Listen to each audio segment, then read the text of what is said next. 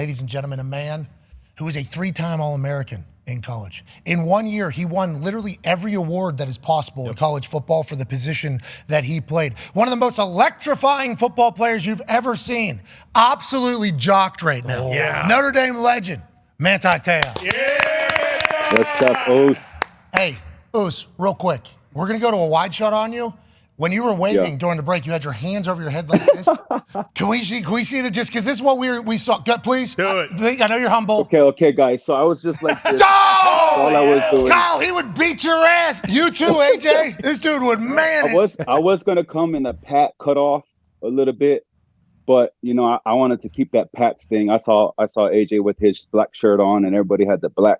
So I was like, I'm going to join the crew and put a black T-shirt on. Well, we appreciate you doing that. We appreciate you taking time to join us. And let's just jump right into it. Notre Dame seems to have a squad, Manti. And I know there for a little bit, I assume there was some jaded feelings between both sides because of how it all potentially ended. And we saw a documentary, and buddy, I've never seen somebody get fucked as the way you got fucked. Like, legitimately. After we learned everything, especially with, I think, living through the era of it and what we all assumed nationally everywhere. I'm in Pittsburgh. He's in Iowa. He's in Massachusetts. Yep. I mean, this guy's in California, Chicago. The way we all thought it went down, and then we watched that untold, we all owe you an incredible apology, and we want to let you know brother. You're a mental warrior, bro. Yeah. Thank you, brother. Thank you. Legit, you are. So let's move past that, though. Let's talk about Notre Dame. Yeah.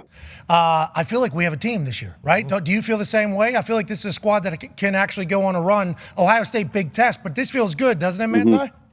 No, it always feels good, brother. I think I really, really love Coach Freeman, man. And that's why I feel like we have a team. It's his second year, leading the team. It's his second year kind of embedding his mentality, his DNA into the team. And I really like what we see so far.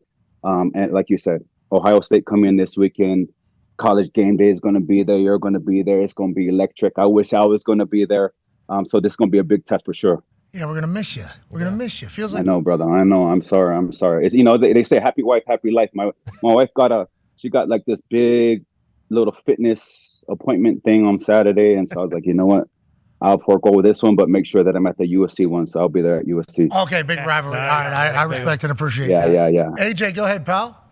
Manti, is there any truth, like when you hear people say you can't, like, can you win at Notre Dame? Can Marcus Freeman get the players into Notre Dame? Or are their standards still too high to get, like, all the 4 and 5 stars, some of the guys that other schools may get in their school easier? Is Notre Dame, have they changed anything like that? And do you think it's possible? Well, I definitely think it's possible. I think with the NIL stuff and the transfer portal, it's a double-edged sword in my opinion.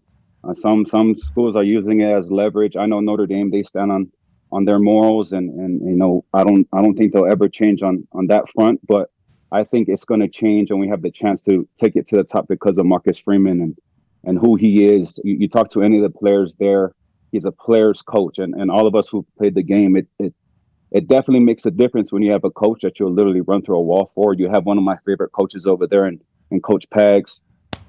Just one of those guys that you love, not just because of football, but outside of the game, that they're invested in you. And, Coach Freeman definitely has done that for that team. So I believe in them. From what I've seen the past few weeks, it's a different team. It's a different feel. They're winning the games they're supposed to win by margins. They're supposed to win it by. Again, you got Ohio State team that's coming in. So this is going to be a big test, not only for the team, but just like the atmosphere. Ohio State got that brand, they got that name. And sometimes when you're in that transition period, you don't know whether guys are going to look at that Ohio State brand and that name and be intimidated by it, or if they're going to come out and swing. So I have no doubt that they're going to come out there swinging. We'll stay in your Notre Dame career before we dive into you and Coach Pagano obviously having an incredible relationship. He was singing your praises before the show started as well, so I can't wait to dive into that a little bit more. But let's talk about Notre Dame, because what AJ brings up is a good point.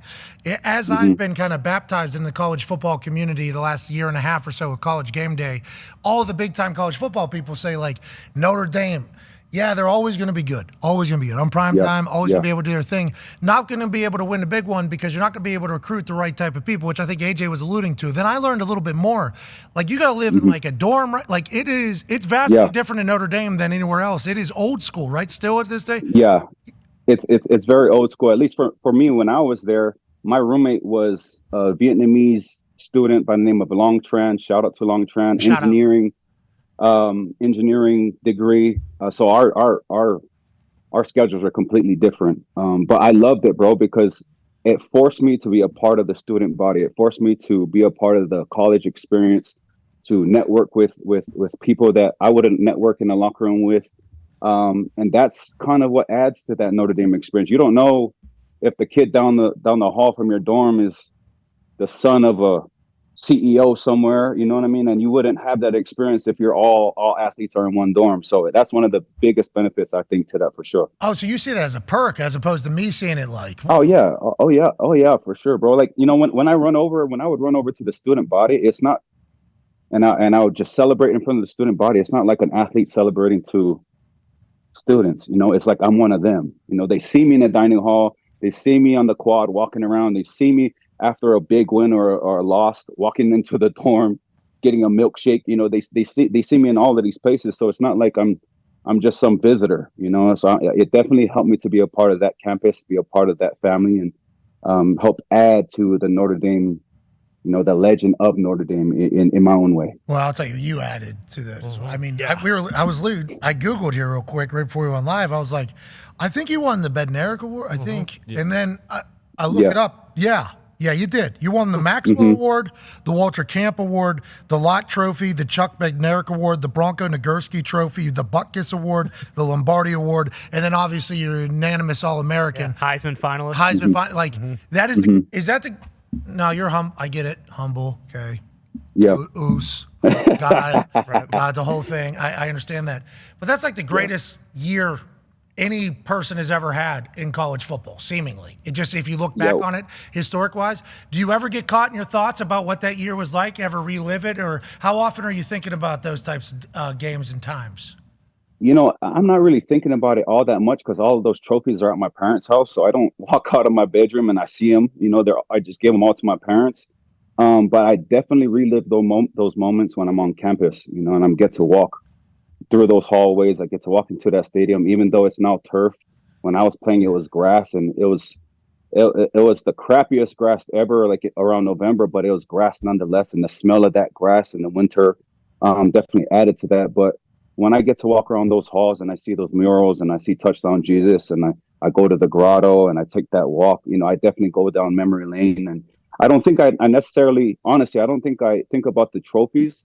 I think about the goal line stand. You know, I think about all of the moments that I had with my teammates, both good and bad. And those are the times we miss, you know, as athletes. We miss the times with our teammates. We miss the times on those airplane rides after a win. You know, that's one of the best feelings is after a win and you're on the airplane and everybody's having a good time and, you know, laughing and joking around, playing cards, all of that stuff. So the trophies are great.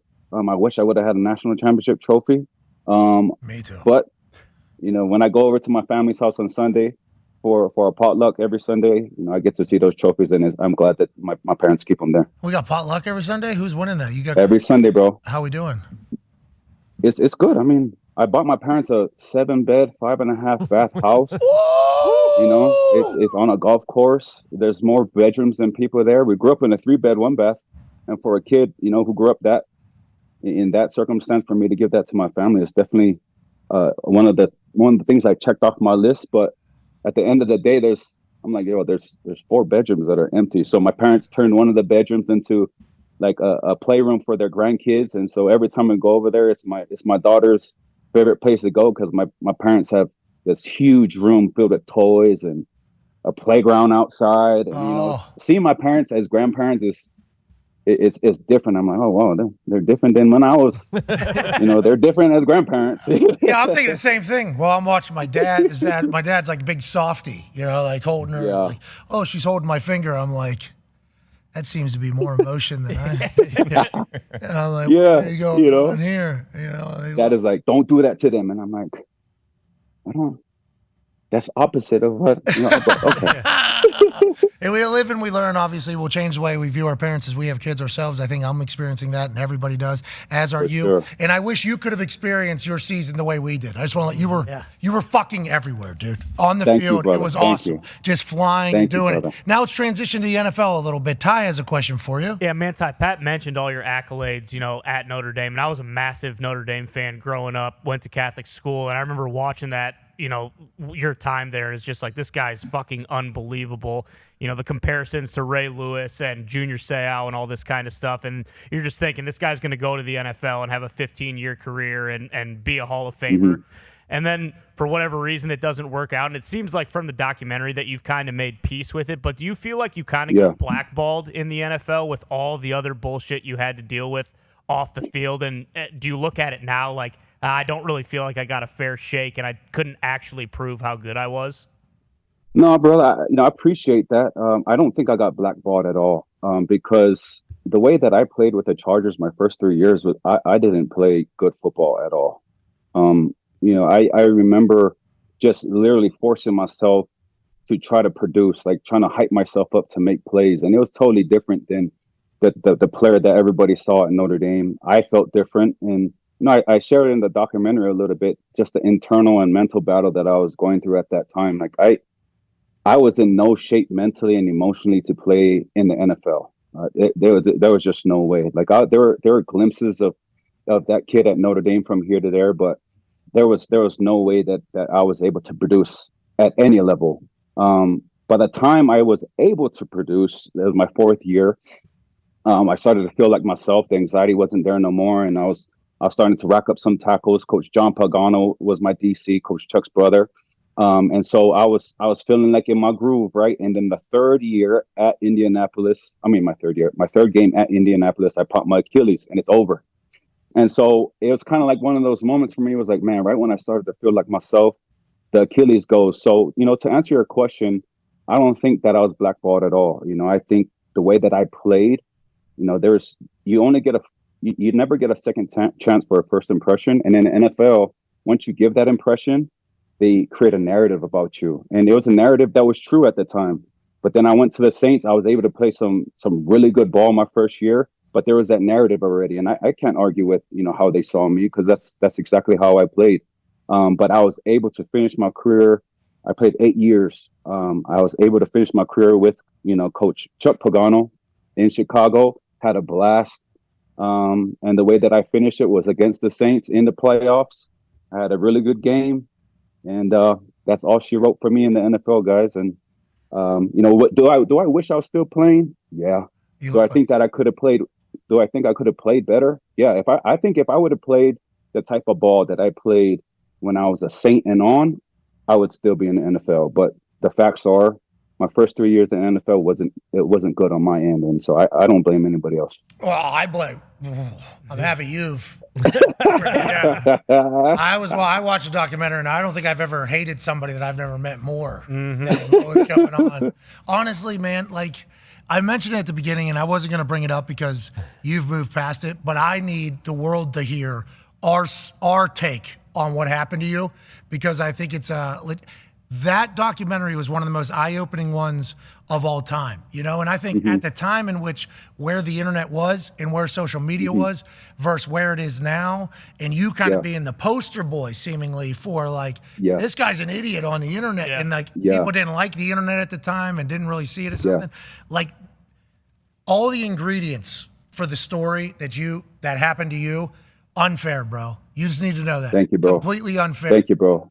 Well, I think that was one of the most powerful parts of the documentary, was trying to take an audience in 2020 and 2022, whatever it was, and take them back to 2012, 2011, back then, right? And so shout out to Tony Bainuku and the crew for being able to do that as directors, to take the audience back there to that time. And I'm super grateful that it happened the way it happened. Talking about the documentary and the response. I remember, Pat, you came up and you was one of the first ones. My agent actually sent me the clip from you. I think you was at the Colts training camp, and you guys were on like this little tent and you're talking about the documentary, and you were the first ones that came up and said something, and just to hear the support, man. I didn't think honestly that's what it was. I remember when the director first told me about the project, I was like, man, why would I talk about that right now? Like, now people who know nothing about the story are going to hear about the story, and they're just going to add to the people that are like, what an idiot. You know what I mean? I didn't want to start a whole new snowball effect on something that happened and then something that was already past. But I never in a million years would have thought that story would inspire people all across the world, would change the narrative. And man, I'm just grateful, bro. Yeah, we're grateful we got to see it so we can learn your story. Have you forgiven yourself for that? Did that documentary help you through that whole thing? I assume that's what anxiety and everything. Well, I forgave myself after that third year. So going into my contract year, like there was a level of desperation there for me where I was like, man, this is it. If I don't produce this fourth year, like it's over. And so that's when I met with that mental health therapist. And we had that session, and everybody talks about the last 3 minutes of the documentary about him asking, hey, have you forgiven the person? I said yes. And he said, well, let me ask you a second question. Have you forgiven yourself? And that was a whole new dynamic that I never thought that I needed to do. Now, when that happened and I began to forgive myself, I went into that fourth year, and that's when I started to feel myself again. I remember we started off that year in Kansas City, and I'm standing on the sideline. The national anthem comes on, and I'm like thinking, oh my gosh, here comes the tingling, here comes the numbing of the feet and all of that stuff. And nothing, bro. I was like, oh, here we go. Here we go. Be good. We're playing football again. Yeah, and I went out there and I had 10 plus tackles that game. We played Jacksonville the next game. I had 10 plus tackles that game, and I'm like, oh, here we go. This is it, this is me. And then, Indianapolis, Achilles, boom. I'm second sorry. quarter. I'm so sorry. I'm so sorry I was there for that. Oh, you? I think so. Yeah, I'm pretty sure I was. You took the world by storm, and then your story took the world by storm. And the amount of things you had to hear about yourself, I assume through that entire time, is going to be tough. And the way your body reacted, your brain reacted, I think is much better than what some people would have done. You know what I mean? The fact you're still here, I think, is good, that you didn't punish yourself to the ultimate way. But as soon as we saw that documentary, we were like, immediately, we need to apologize to this man. I hope society has as well. And you forgiving that is very powerful. Very, very powerful. Thank you, brother. We have not. No. We will absolutely never. The fact that human exists is obviously a deal. Connor has a question for you, Manti. Yeah, Manti, obviously college football has changed a little bit with the whole, NIL situation. Have you ever, thought about what it would have been like when you were in college? Because obviously with the Untold docs, the whole Manziel thing came out, and he's another guy too during that era that would have been, ridiculous. But have you, thought about that at all? And have you seen the effect of it at all in Hawaii, just because there are so many good high school football players that come out of there? Yeah, that's a great question. Funny story. I remember my senior year, they were making all of the number 5 jerseys and 5 hats and all of this memorabilia that they were selling. And I remember thinking to myself, like, geez, man, if I could just get like a fraction of that so that I could fly my family out to games. So I would save all of my summer stipend checks so that I could fly my parents out for games. My parents only came to, every year they came to the first game and the last home game. That's it. And so if I would just have enough money to fly my family out there every game, like that would be a blessing for me, So there was one time, my family we had a tradition. Every time they would come up, we would go to the bookstore and walk around, buy stuff, right? Buy some gifts for the family back home. And so I see all of the 5 memorabilia everywhere. And I remember asking one of the clerks over there, and I say, hey, like, how much money do you usually make on the memorabilia? He was like, well, we make millions a weekend. I was like, a weekend?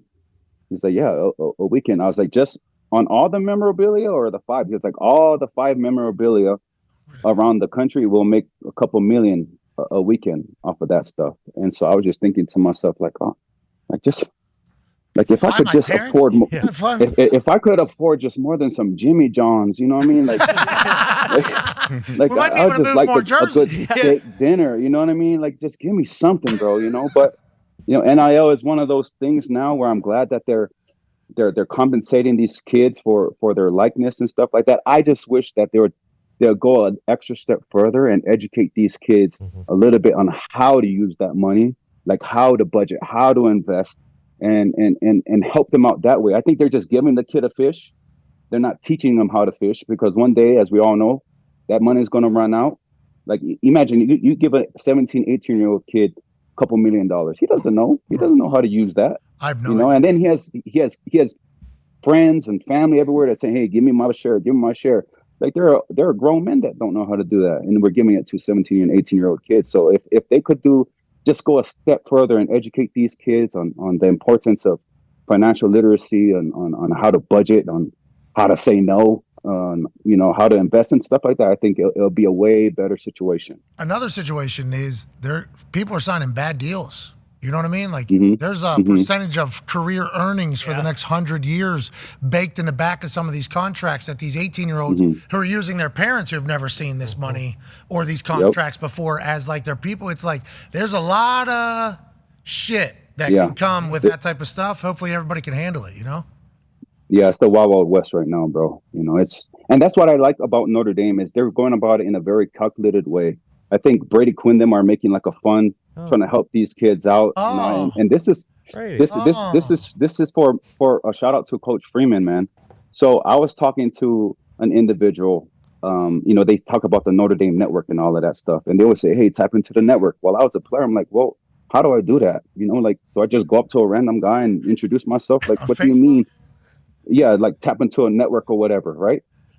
I was talking to this individual, and so his family owns the college business at Notre Dame, and he said that Coach Freeman right now is connecting all of the players to the network.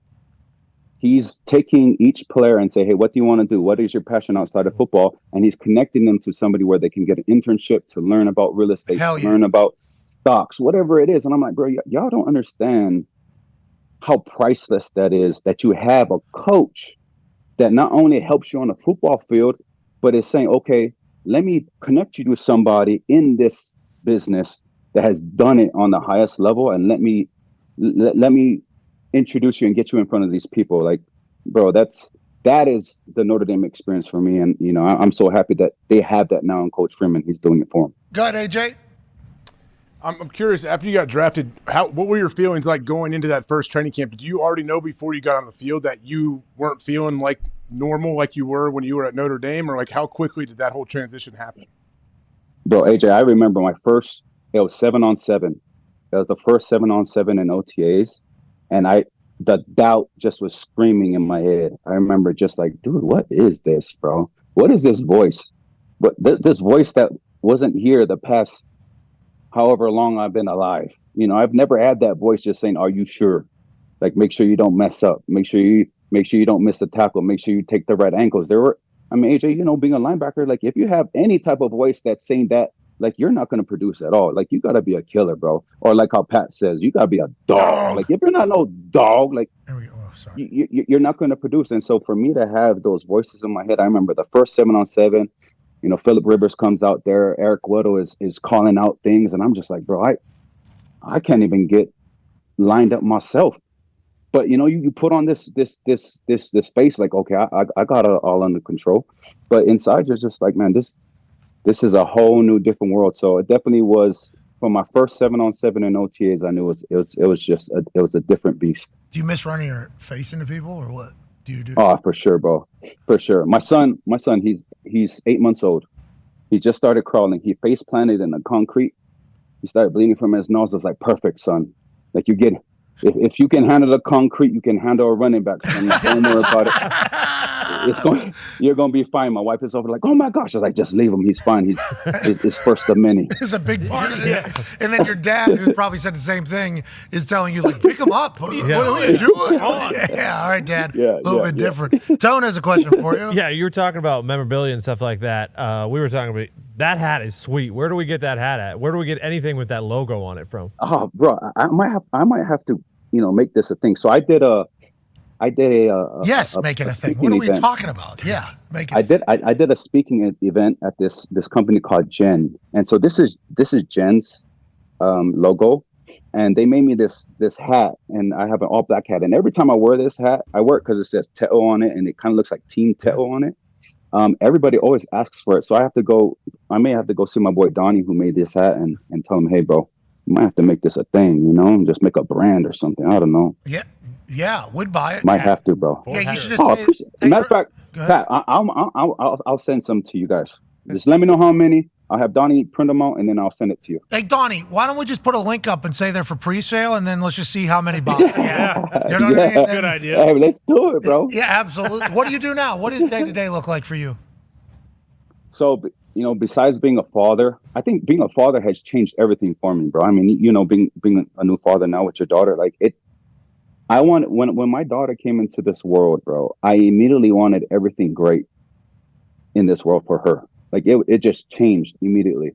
And so I made some good decisions investment wise while I was playing. Got into some real estate. So I was chilling for a little bit, but I got around some people. I got around some business people, and I'm actually in the process of starting my own private equity firm. Yes. Talking to some. Hey, that's where bees show up. That's where the bees show up there. Yeah. It's a different language, brother. You know what I mean? So I'm in that process with my agent. I'm also, doing a lot of speaking on the possibilities of doing some broadcasting. But it's just doing different things to provide a life for my kids that I would want to provide them. So, we got a lot of projects doing right now. Do you want to travel or you want to be home with the baby? Because like that NBC, don't they have they have like a weekly game day that travels around. Yep. And NBC, I mean, that feels like a natural, right? Doesn't that seem like an easy job there? Bro, I had so much fun last year. I actually did the broadcasting thing for Notre Dame last year when they played BYU in Vegas. And I did the broadcasting thing for that. And I had a blast. Who won? Come on now. Who won? Come on now, bro. Like no disrespect to Kyle, freaking, Kyle's the oof. So, but I live in Utah now, bro. I'm surrounded by BYU country, but my Notre Dame stuff, I'm in a gym with ND gear. Everybody knows. Yeah, weren't you though? You were close, right? Wasn't BYU? If the documentary, if I reminded, right, BYU was definitely an option, right? BYU was in the top 5. Yeah, we were on the same recruiting trip. And he said yeah, no? Yeah. Yeah, we went on snowmobiles. That's sweet. Not enough fun. The snowmobiles. Not enough fun? Yeah. No, bro, it was a black. So I had 2 cousins that were at BYU at that time. Dre, shout out Dre. Shout out Trey. Yeah. Shout out Trey. Yeah, I had cousins on that team, and I just felt, I prayed about it, bro, and I felt like Notre Dame. I wanted to go to SC. Everybody knows that. I grew up an SC fan, and so I prayed about my decision, and it kind of covered it in the documentary a little bit. I prayed about my decision, and I felt like God was telling me to go to Notre Dame, and it was an act of faith for me to go around there. And honestly, bro, the way that my life has happened, it was meant to be for me to go to Notre Dame. Yeah, you're getting into private equity. Yeah. Yeah. I think it's all going to go. Coach Chuck Pagano, we've obviously waited for this, wanted to say something to you because he was just like you sang his praises before the show. He took his glasses off. He was kind of like chewing on them a little bit, put his ears in so he could hear us because he's deaf now. I don't know if you know that. And he was talking great about you. What was he like as a player? I assume you enjoyed the hell out of him. Unbelievable. Was my hearing gone when you came to us in Chicago? No, Coach, your hearing wasn't gone at all because Coach actually scolded me when I did my workout for the Bears. I was real talkative during my workout. I was telling him, Manti, I was telling him when you came in to the tryout, the workout, De Leon was out there and you were just I mean, chirping and chirping and chirping. I was just like, shut the fuck up and just go through the bags. And then it was like, if we sign you, right? If you come, you sign. You can't say anything. Just shut your mouth. Come in here, learn the defense. But I'm so grateful because, we both finished our career together. Coaching and playing. And when you came into the Bears, I mean, Manti earned everybody's respect right from the get-go. The energy you brought, the vibe you brought, the toughness, the enthusiasm. I mean, didn't have any bad days. So I'm very, very grateful for our time together, especially that very, very last play call. You mentioned goal line, the goal line deal earlier. Do you remember, Manti, do you remember the play call on fourth down there. Here we go. Look at this. In New Orleans. I think Coach called cover 2. I think it was. I think Coach, you called. I think there's a situation when Coach called cover 2, and this on Drew the goal went line. This for- on the goal line. Last play of defense for us. Yeah, he called a cover 2, and I think Danny was like, "No, we ain't doing cover 2, bro. We're gonna check." And I'm looking at Drew, and I think Drew. This is when Drew did that little quarterback sneak or whatever. And I got to hit Drew like right on the goal line, and I thought I stopped Drew, but he scored. But it was like a perfect end to the whole football thing. Like having a conversation with Danny Trevathan on the field, like, bro, are we gonna check this? We on the goal line, and Coach calling cover 2. He's like, nah, bro, That's a lie. we ain't gonna do this, bro. I only got go to cover call. 0. Hey, Manti, you sicko. Hey, so awesome. we always had a goal line call. We ran 6-2 was our deal, and so we always had a deal for 4th and 1 because we knew it was despo, goal line desperation. We sent everybody. Yeah, you're right, We sent Coach. everybody. Yeah, you're right. Yeah, So we went goal line despo. We're going to get Trevathan on the phone too, and see if he can corroborate your story here about throwing me on the damn bus right now. Covered 4th and 1 on the inch line, and we're going to go 2 deep. Did you hear Chuck in the middle of him telling the story? You're like, we're on the goal line now. Yeah. Remember? Bro, So we called despo, Yeah, and you go up over the top. Remember, they gave him the touchdown. Then it went to replay. yeah, And they overturned it. And it was like, yeah. What a hey, moment. this is Yeah. no. It was Sorry, a great, Coach. It's a great moment. Sorry, there it Coach. is. Wow. Sorry, There it Coach. is. Look at the drive. Manti, huh? What do you weigh right now? What do you weigh right now? Bro, 238, bro. What'd you play at? 238. Damn. Just a little different. Yeah. It looks a little different now? Yeah, same dude, just different beast, bro. I'm just a little different. I was 295 at New Year's, bro. I was 5 pounds from a 300. And I was like, yeah, too many crumbles. Like, we got to cut this out. When was that? When were you 295? New Year's. This year? Yep, January 1st. Oh, that was your rock bottom. It sounds like that's what got you into the shape that you're in right now. Yeah, bro. Like my wife said she was pregnant with our son, and she said after she was done giving birth with him, she wanted to do a fitness show. And so I was like, all right, well, if you're going to do that, I might as well jump on something so that I could, 1, support you, and 2, get back into shape. And my goal was to get back to my playing weight. And just last week I hit it. So Wow. we're there right now, brother. You know who you look like right now? You know who you look like right now? What? Roman Reigns. You look like Roman Reigns. You look like Roman right now. Another ooze, bro. Hey, Oos is everywhere, dude. You don't really know until you start like looking for it. It's like Oos. What an island. Yeah. Obviously terrible what happened in Maui. I don't know if which island are you from, and have you Oahu, have you chatted back with anybody back home about that? We have no idea what the updates is on all that stuff. The Rock, I think, is giving money to people starting this week. That was devastating, man. Devastating Crazy, stuff. bro. Yeah, it's so sad, bro. Like families lost everything.